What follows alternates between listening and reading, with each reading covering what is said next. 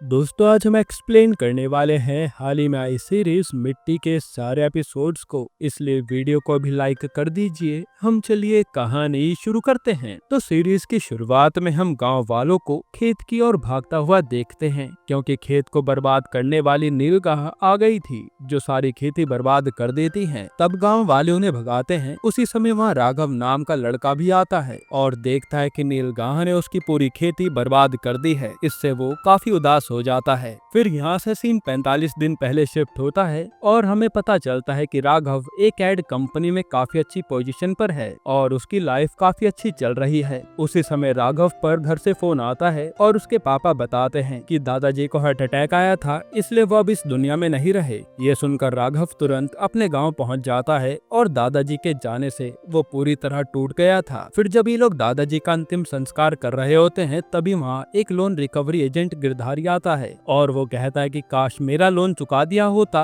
तो अच्छा होता, अब ये चले गए, वो पैसा कौन भरेगा। ये सुनकर राघव को गुस्सा आता है और पूछने पर पता चलता है कि दादाजी ने बैंक से 15 लाख का लोन लिया था, क्योंकि उन्होंने मॉडर्न फार्मिंग करने के लिए मशीन खरीदी थी, पर वो किसानी करने में फेल रहे और पैसा नहीं भर पाए। फिर राघव अपनी दादी से कहता है कि आपने मुझे बताया होता तो मैं लोन भर देता, ऐसे दादाजी को बेइज्जत तो नहीं होना पड़ता। जिस पर दादी बताते हैं कि दादाजी की जिद थी कि लोन का पैसा किसानी से ही भरा जाएगा, इसलिए उन्होंने किसी को कुछ नहीं बताया। ये सुनकर राघव रोने लगता है। इसके बाद दादाजी की 13वीं की तैयारी चल रही होती है, तो राघव यहाँ भी अपने काम में बिजी था और ऑनलाइन ही मीटिंग कर रहा था, लेकिन गाँव में सिग्नल न होने के कारण वो ठीक से बात नहीं कर पाता। इसलिए उसका बॉस भड़क जाता है कि अगर वापस काम पर नहीं आए तो अच्छा नहीं होगा, जिसके डर से राघव आज शाम ही मुंबई जाने के लिए निकल जाता है, क्योंकि उसके लिए काम ज्यादा जरूरी था। फिर अपने काम पर पहुंचकर राघव काफी अच्छे से प्रेजेंटेशन देता है, लेकिन उसी समय उसे अपने दादाजी का ख्याल आता है और फिर वो सीधा अपने बॉस से आकर कहता है कि मुझे 15 दिन की छुट्टी चाहिए, मैं अपने परिवार के पास ही रहना चाहता हूँ, वहीं से काम कर लूंगा। जिस पर उसका बॉस भी जैसे तैसे मान जाता है, क्योंकि राघव अपने काम में एक्सपर्ट था। इसके बाद राघव उसी समय अपने गाँव निकल जाता है और दादी राघव को देखकर बहुत खुश होती हैं, क्योंकि वो तो नहीं चाहती थी कि राघव उनसे दूर जाए। खैर अब ये लोग दादाजी की 13वीं करते हैं और सब लोग दादाजी के बारे में अच्छी अच्छी बातें बता रहे थे, जिससे राघव को अच्छा लगता है कि उसके दादाजी ने क्या कुछ नहीं किया गांव वालों के लिए। वहीं दादाजी की 13वीं पर कृतिका नाम की एग्रीकल्चर ऑफिसर आती है, जो राघव से बताते हैं कि दादाजी इस गाँव के पहले ऐसे किसान हैं जो मॉडर्न फार्मिंग करना चाह रहे थे, पर उनकी किस्मत साथ नहीं दी।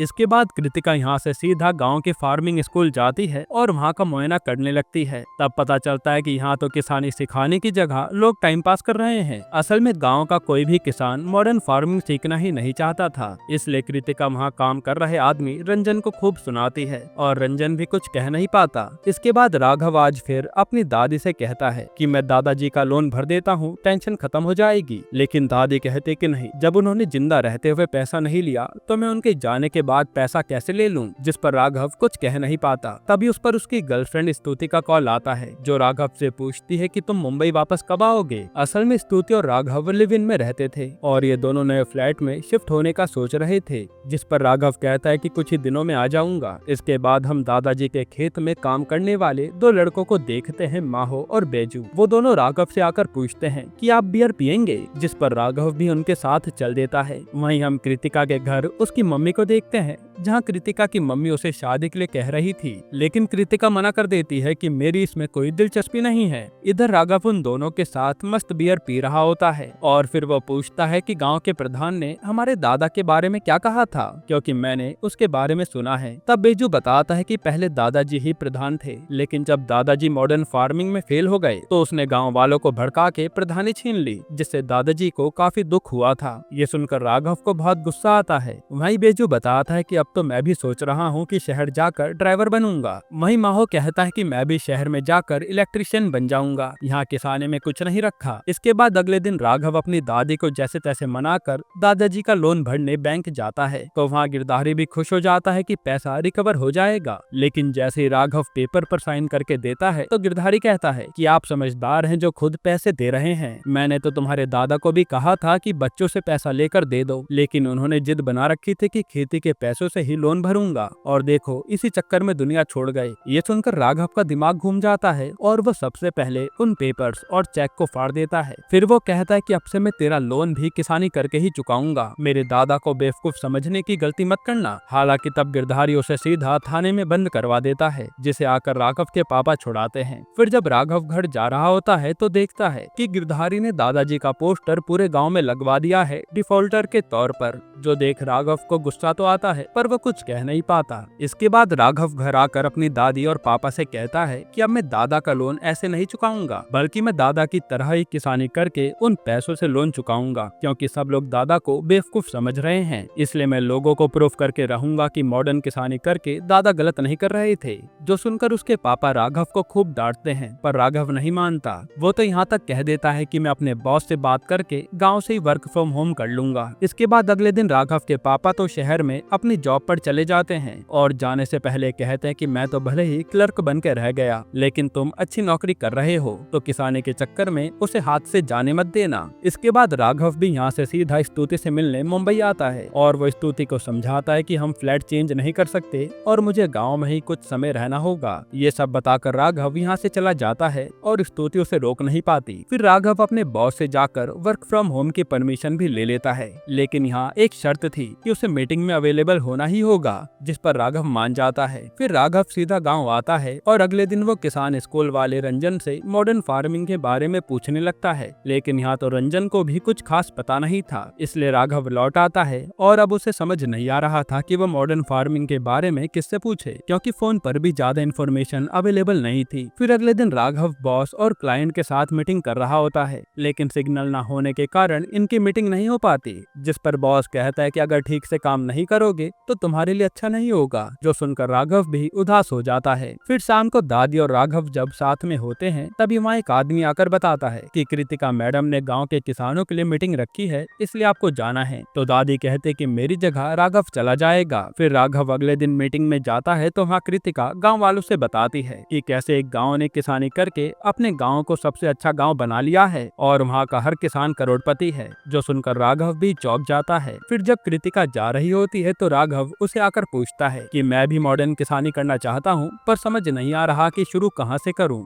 जो सुनकर कृतिका कहती है कि मैं आपको अजय जी का नंबर दे देती हूँ, वो मॉडर्न किसानी कर रहे हैं, आप उनसे जरूर मिलना। तब राघव यहाँ से सीधा अजय से बात करके उससे मिलने आता है और देखता है कि अजय ने तो कई सारी सब्जियां उगा रखी हैं। फिर बात करने के दौरान अजय बताता है कि मैंने अपनी अच्छी खासी जॉब छोड़ दी और अब किसान बन गया हूँ, जिससे मैं साल का 2.5 करोड़ रुपए कमाता हूँ और यहाँ गाँव में कई लोग मेरे साथ हैं। जो सुनकर राघव और उसके साथी चौंक जाते हैं। फिर अजय बताता है कि तुम सबसे पहले अपने खेत की मिट्टी की जांच कराओ, तब पता चलेगा कि उस पर सबसे अच्छी फसल कौन सी उगेगी। जो सुनकर राघव तुरंत अपने खेत की मिट्टी की जांच कराने के लिए पहुंच जाता है। तब यहाँ जांच करके वो आदमी बताता है कि आप अपने खेत में फूल उगा सकते हो, वो अच्छा ऑप्शन रहेगा। जो बात राघव को सही लगती है। हालांकि ये सब सुनकर बैजू और माहो को समझ नहीं आता, क्योंकि उन्हें तो लग रहा था कि केवल अनाज उगाने से वो किसान कहलाएंगे और फूल वगैरह उगाने से कोई फायदा नहीं होगा। इसके बाद राघव जब रात को अपनी जॉब की आईडी लॉगिन करता है तो वो ओपन नहीं हो रही थी। फिर एचआर से बात करने पर उसे पता चलता है कि राघव की नौकरी जा चुकी है।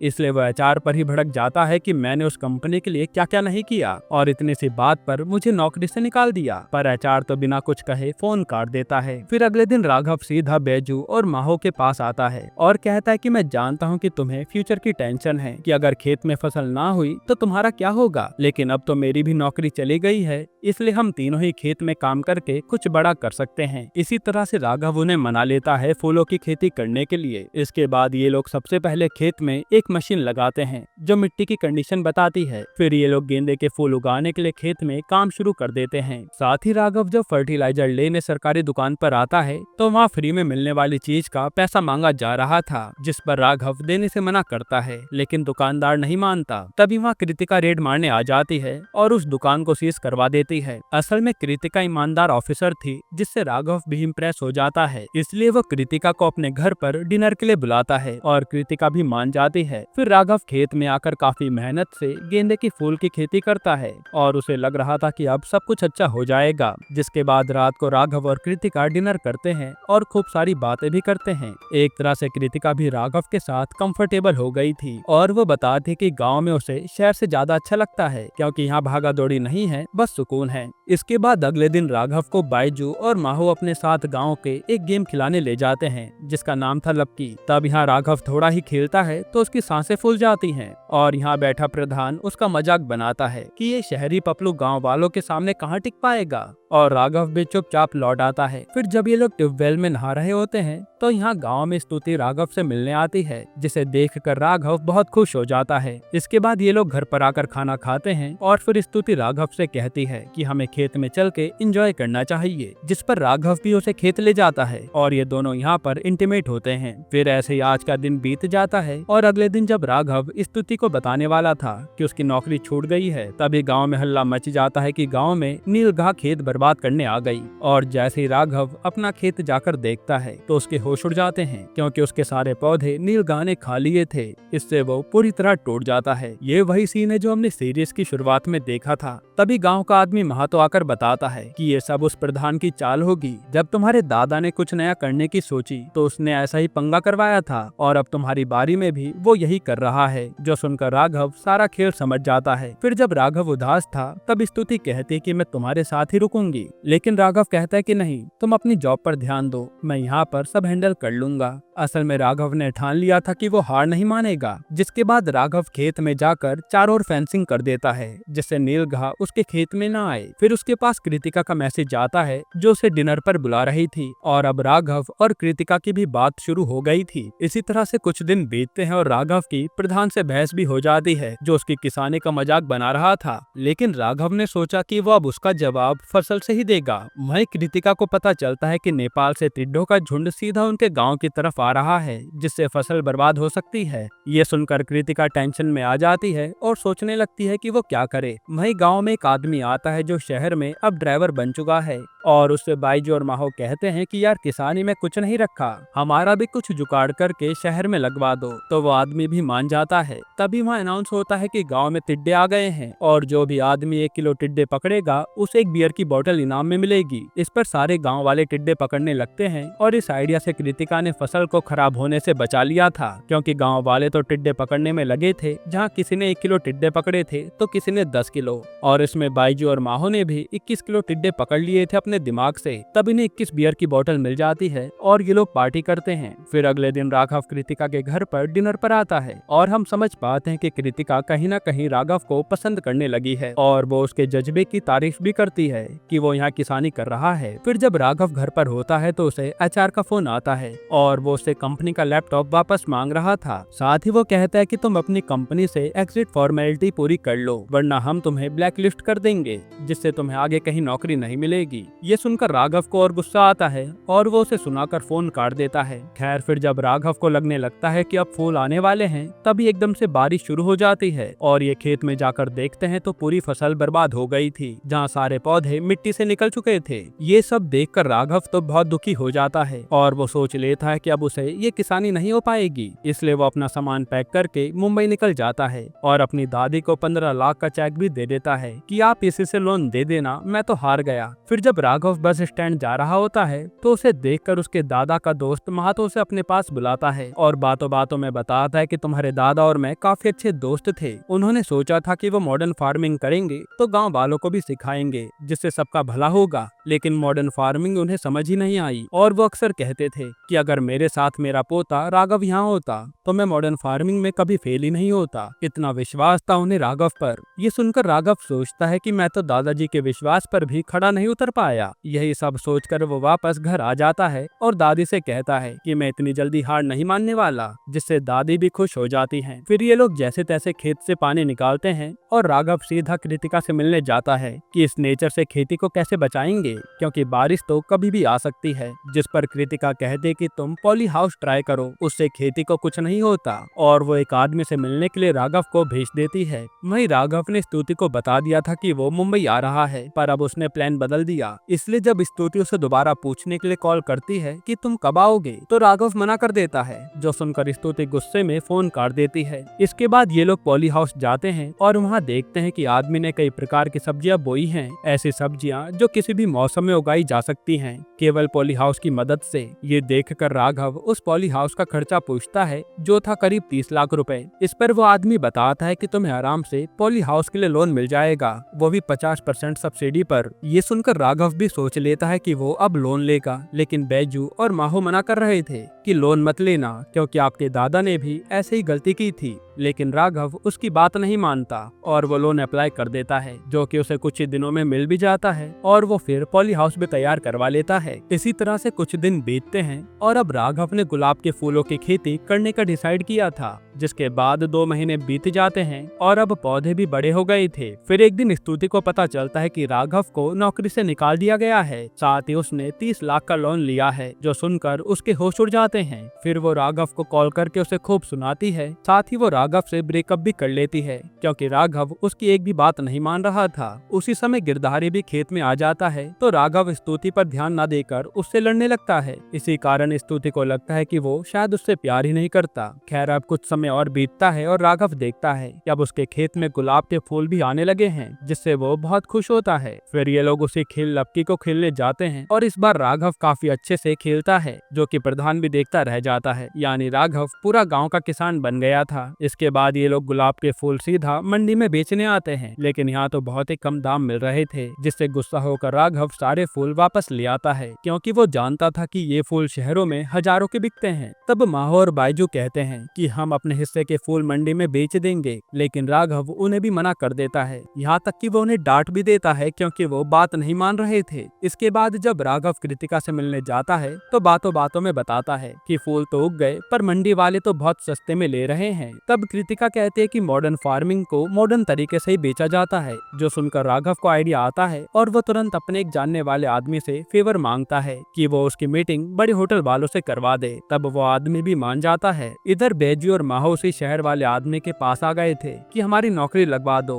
तो वो आदमी भी मान गया था। यानी ये दोनों राघव को छोड़कर जाने वाले हैं। यहाँ राघव को पता चलता है कि उसके पापा दादा का लोन भरने गए हैं, तो वो तुरंत फिर से जाकर वो चेक फाड़ देता है, ये कहकर कि लोन तो मैं ही भरूंगा किसानी के पैसों से। इसी चक्कर में उसके अपने पापा से बहस भी हो जाती है। फिर यहाँ से राघव सीधा बैजू और माहो के पास आता है, जो उससे गुस्सा थे, और राघव उन्हें बताता है कि मैंने तुम्हें अपनी कंपनी का पार्टनर बनाया है, इसलिए तुम्हें नौकरी करने की जरूरत नहीं पड़ेगी। जो सुनकर ये दोनों भी खुश हो जाते हैं। फिर अगले दिन राघव मुंबई में सीधा उसी होटल में मीटिंग करने आता है जिसकी उसने बात की थी, और यहाँ वो अपना ऑफर बताता है कि वो कैसे अच्छे गुलाब के फूल होटल में दे सकते हैं। लेकिन यहाँ बैठी लेडी कहती है कि हमारा पहले से एक सप्लायर है जो बल्क में माल भेजता है। तब यहाँ राघव उस लेडी से एक चांस मांगता है और लेडी को किसी तरह से कन्विंस कर लेता है। तब ये लेडी उसे एक शर्त पर ऑर्डर देती है कि 6 महीने बाद हम तुमसे 100 कुंटल फूल लेंगे, अगर वो नहीं दे पाओगे तो ये डील कैंसिल हो जाएगी। जो सुनकर राघव भी चौंक जाता है कि इतने फूल हम कहाँ से लाएंगे,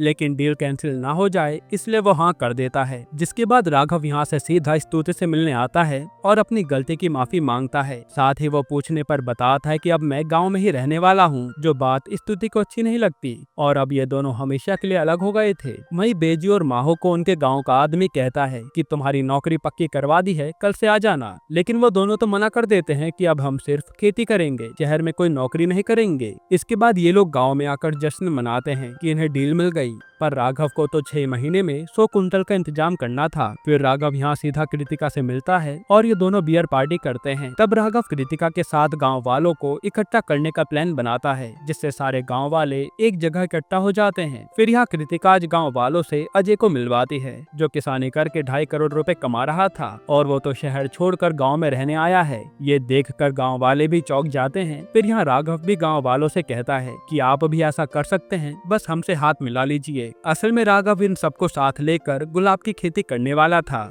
पर यहाँ प्रधान गांव वालों से कहता है कि असल में राघव तो इस बहाने तुम्हारे खेत हड़पने वाला है। ये कहकर वो सबको ले जाने लगता है। उसी समय यहाँ उसी होटल की गाड़ी आती है जो गुलाब के फूल ले जाने आई थी। तब ये देखकर राघव उन्हें बताता है कि हम मंडी में फूल बेचने नहीं जाते, बल्कि गाड़ी खुद हमारे फसल लेने आती है। ये देखकर गाँव का एक आदमी राघव की तरफ हो जाता है और कुछ लोग और राघव के पास आते हैं कि हम भी आपके साथ हैं, लेकिन प्रधान और उसके आदमी वहाँ से चले जाते हैं। यानी राघव को विश्वास हो गया था कि वो इन गांव वालों को अपने साथ मिला लेगा। फिर हमें कुछ महीने बाद का सीन दिखाते हैं जहां राघव किसानी के पैसों से दादाजी का लोन चुका देता है और अपने दादाजी का पोस्टर भी लगवाता है कि कैसे उन्होंने लोगों की जिंदगी बदली है, जिससे दादी बहुत खुश होती है। और अब राघव ने गाँव वालों को अपने साथ जोड़ लिया था। यहीं पर यह सीरीज खत्म हो जाती है। दोस्तों, ये सीरीज आपको कैसी लगी कमेंट में बताना। वैसे छोटा सा रिव्यू दूं तो ये सीरीज मुझे काफी पसंद आई है, जहां किसानों की जिंदगी को अच्छे से दिखाया है कि वो कैसे अपनी जिंदगी का गुजारा करते हैं और ये भी बताया है कि किसान अपनी लाइफ को कैसे अच्छा बना सकते हैं। बाकी आपको इसके अलावा कौन सी सीरीज का एक्सप्लेनेशन चाहिए हमें कमेंट में बताना। और अगर आपको हाल ही में ये कमाल की सीरीज देखनी है